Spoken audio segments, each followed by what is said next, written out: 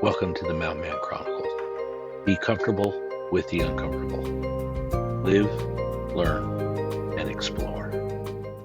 After year planning, we started our quest to go explore Wyoming. We started it at Alpine, Wyoming, went down the Grays River to Landers Cutoff through the Oregon Trail to Independence Rock. Then we hit a couple ghost towns, different forts, and ended our trip at Devil's Tower. This was my first time leading a group of people on an overland trip. There were many lessons learned. Leading can be trying. Taking a small group of people into the unknown was both exhilarating and challenging, but overall it was fun. Come experience what our forefathers endured along the Oregon Trail. Like the settlers of the 1800s, we had to endure harsh trail conditions, the constant threat of weather, and the monotony of the plains. The toll did affect our group. We all learned to embrace change. During this trip, I'm reminded of a quote I saw from an author about the Oregon Trail. And I quote, "Even more beautiful than the land we passed, or the time we spent camping on the plains, was the learning to live with uncertainty. Bring your buck," unquote. Like early wagon train captains, I had to learn to be a leader, that I had to become comfortable with the uncomfortable. I'm always reminded of that quote, and I think that sums what overlanding is to me. You never know what's ahead of you, but you just have to embrace the constant that there is going to be change. I want to thank our friends Tom and Mary for being part of this adventure, having faith in me as a leader, and enjoying our adventure. I do hope you enjoy this video. Thank you. Our first night camping was in Budlev Wildlife Management Area, right outside of Buffalo, Wyoming. What I absolutely loved about Wyoming was their conservation of wildlife. They set aside habitat for elk, for bison, for all kinds of different critters in the wilderness. Absolutely love that. If you look at Wyoming, most of it's either state-owned, privately owned, or federally owned. Not a lot of public land. So during this adventure, we had to go find remote camp spots, random camp spots.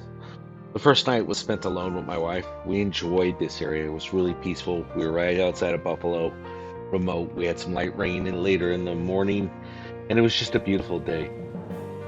Great way to start our trip. Day 2 found us up and going through the Wind River Range up into the Grand Teton Mountains. Reminds me just the diversity of landscape throughout Wyoming.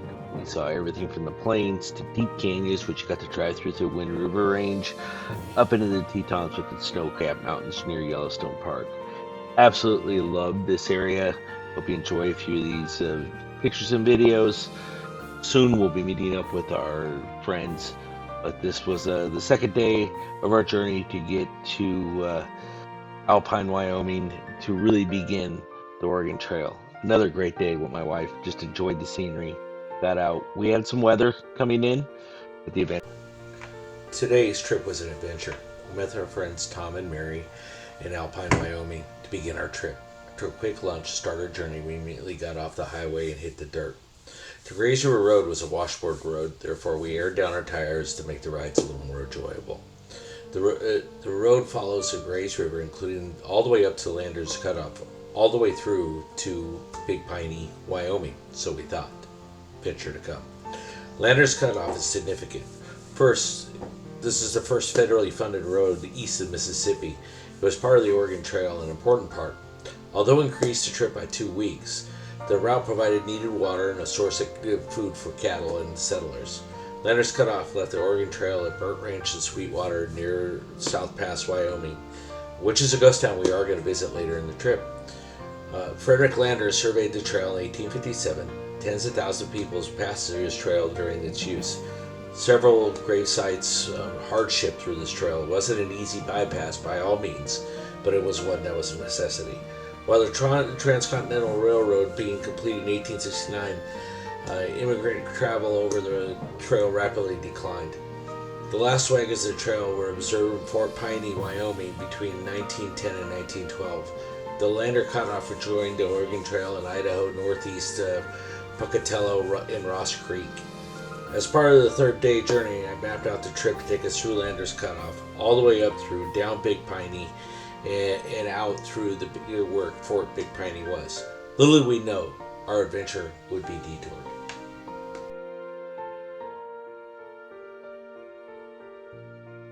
Day 3 of our Wyoming extravaganza. We're out along the Little Grays Creek, found a great camp spot for the night. Here's some video of it. It's just been outstanding. Good night's camp right along the creek. Today we're going to go see Elizabeth Paul's grave, go down towards Big Piney, follow Grays River, stop, just have a nice day's travel. Really looking forward to it. We're going to connect with the Oregon Trail later in the day, do some of the exploring with that. Just been outstanding trip.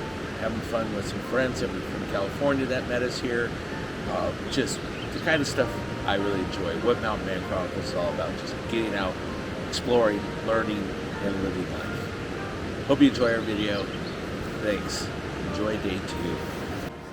Good morning, honey. Hey, good morning. What are we cooking for breakfast this morning? Leftover dirty rice with andouille sausage, and we're making breakfast burritos. Nice. And Mary's scrambling up the eggs. Very nice.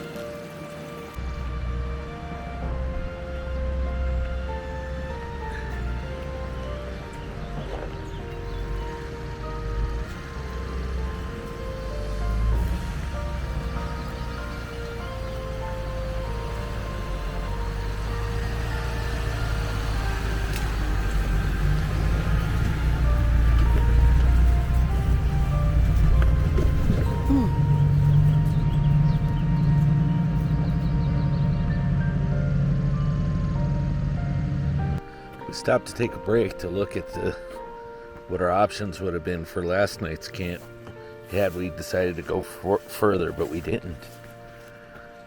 But this is beautiful through here. Nice camp spot.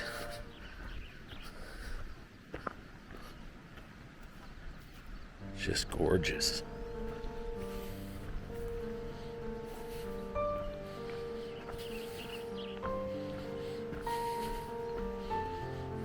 Something about the trees just speaking to you.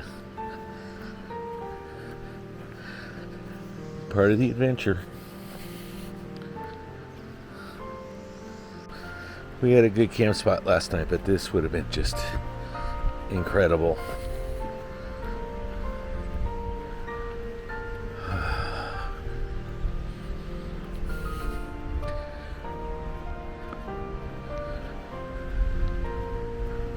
Mother Nature speaks to you. God bless America.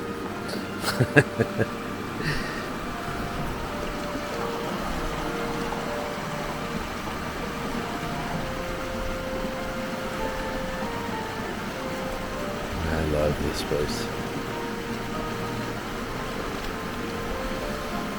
After leaving the meadow, we continued down the road. Dirt road, it was quite gravelly, but it was beautiful. The trees were pretty majestic. We ran across some antelope in these large fields. We also saw several beavers and other critters, including little groundhogs along the trail. It was quite unique. We came up to Landers Cutoff. What this is basically a big open meadow that meanders through the whole woods that allows the cattle to go up. Little we know, this actually goes all the way down into the valley. Quite a big cutoff, rolling hills as it dropped down.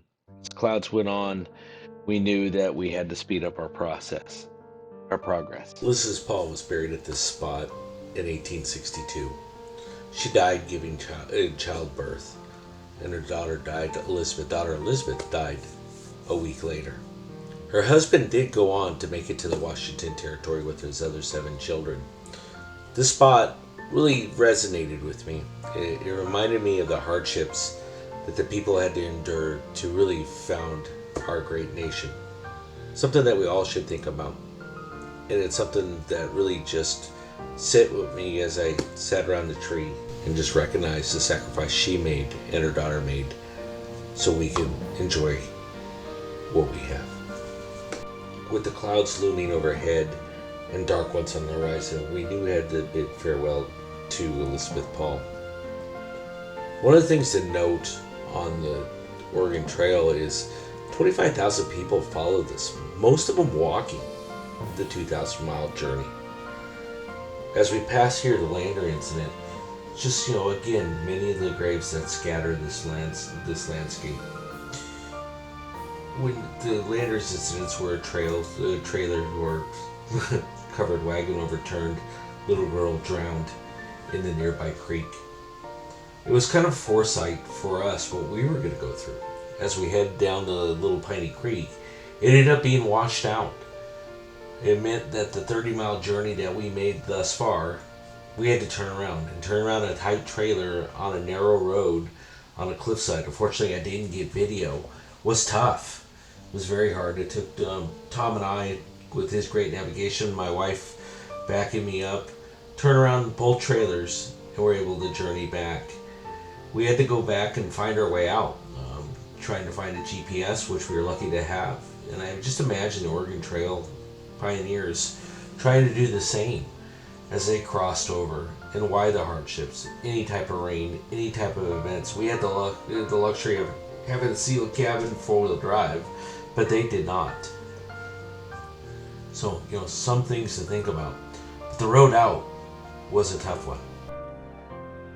Our camp for the day.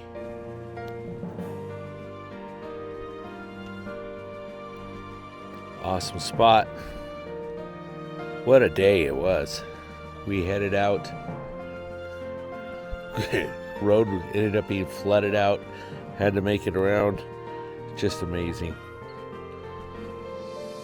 So today is our camp for the night. It's supposed to rain tomorrow, so we'll see how it sets up. Trailer and Jeep out for the camp. Set up in a wild spot here in the middle of Wyoming. Just beautiful. Camp spot was off the right of the road, on BLM land. Little cabin or homestead somebody set up. It was fenced off, so I'm wondering if it was just an area inside BLM that somebody owned. Really didn't know. All I know is a dugout set fairly low in the land, very creepy, very intense few moments for all of us. There's some people in our crew that wanted to go in that I had to hold back. Raylene. As we meandered on down the road, we did eventually come down into the valley, where we passed several other mile markers for the Oregon Trail out in the plains as we meandered to our next stop, which was the ghost town of Atlantic City. Atlantic City is a national or state park with several ghost towns with it. I recommend and must go see. In the next images, you'll be seeing our view through it.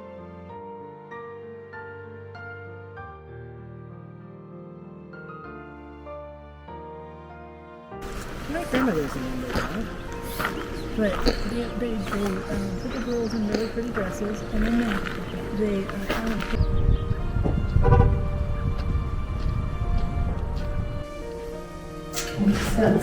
Amityville Horror in South Dakota. Flies on the window, creepy chairs moving. It's just scary.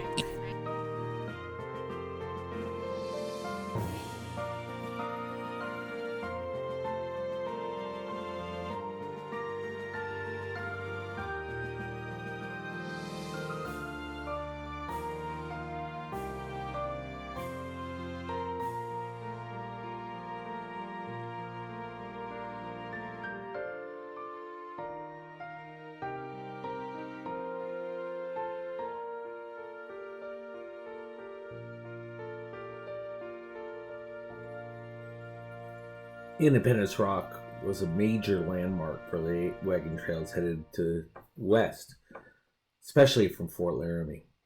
The rock got its name partly from fur trappers who became celebrated Independence Day near the rock in 1830, but eventually thousands of immigrants camped here in the 1,900-foot rock, wrote their names in various spots along the way. If you made it by July 4th, that means that you'll probably make it across the Sierras in time to beat the snow. You never know, though, because the Oregon Trail has a mind of its own, so you never know what lies ahead. Truly become comfortable with the uncomfortable. I really kind of dug, so to speak, Independence Rock. Didn't like that they had some modern signs on it and stuff like that.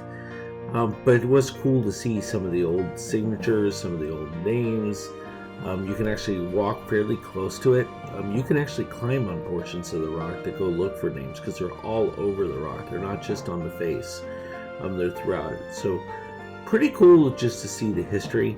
It was a good milestone, get it, to see. And it led to our next stop, which was a lot of fun. Sometimes things just happen for a reason. We came across Windy Waters RV park after a long dusty day, hot going through the plains. We were pretty tired, and we met the owner, and she was wonderful. She's a dynamo of energy. Loved the park, welcoming. I highly recommend if you're in the area of Windy Waters, which is the link is on the description page, that you stop there. Great place, great hospitality, and a wonderful owner. Enjoyed staying there. You'll see pictures of our rigs at the RV park. Got a nice hot shower, beautiful showers inside. And it really just made the best of a long, dusty trail day full of history from weary travelers. Great spot. Enjoyed our stay.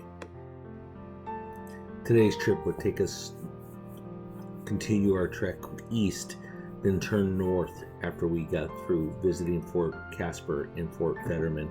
There were plans to go see another ghost town and perhaps an abandoned fort, which are on the map, which is in the link, but we had to avoid doing that due to tornado warnings and hail, thunder and lightning.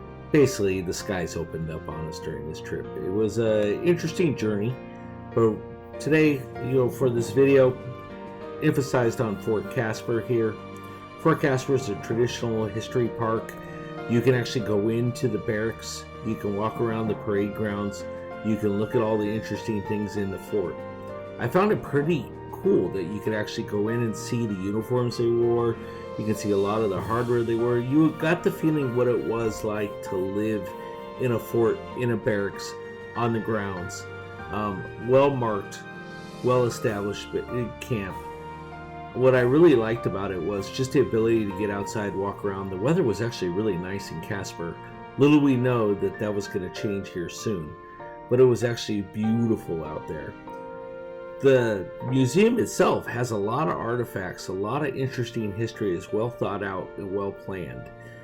I enjoyed museums, oddities along the trail. So if you're like me, it doesn't always have to be overlaying, have to be just specifically a trail. It could be a museum, an oddity, and interesting things. Weather's followed us today.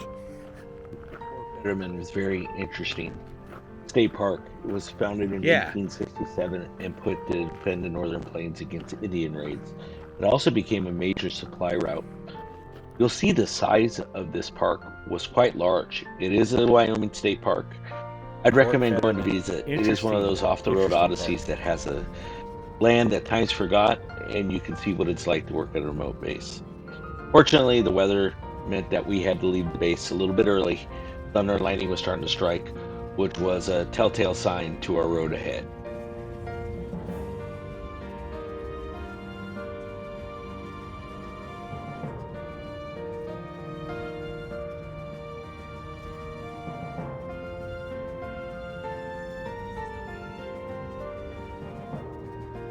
While we were at Fort Fetterman, the skies opened up and we had thunder and lightning. We knew that we had to turn north and get to Gillette and start our way towards our next campsite. By doing so, we did have to avoid seeing or not go see another potential ghost town, so we had to bypass that. While traveling, you'll see here in a moment or two, the skies opened up. We had a ton of rain come down, hail, strong winds that were pushing the little Jeep all over the place. I pulled off to get gas at one point along the way. I do believe it was Wright, Wyoming. And one of the gentlemen came out of the bar at a gas station or truck stop and mentioned that the TV said that there was a tornado warning along the route for the area. I had a tough decision to make. Do we stay in camp? Do we go out in the plains and camp with no cell phone or any way to communicate? There were a lot of areas in Wyoming without cell phone access. My ham radio was with me. I could listen to the channels with that. I decided to call an audible and we decided to stay the next camp at an RV park in the town up ahead. In that town, there were several oddities that were pretty cool. There was a history museum of that area of Wyoming, including the Sinclair Museum, my favorite, Dino Gas, and another museum, which was a car museum. We're about to see the pictures during the next phase of the video. It was a good decision to stop. Again, a blessing came in disguise.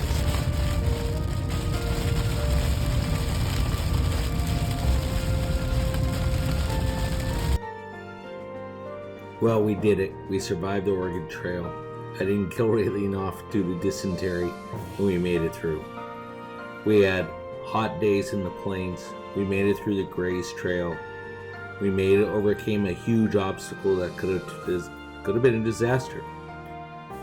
The heavens opened up. Thunder and lightning, hail, cold, lots of rain.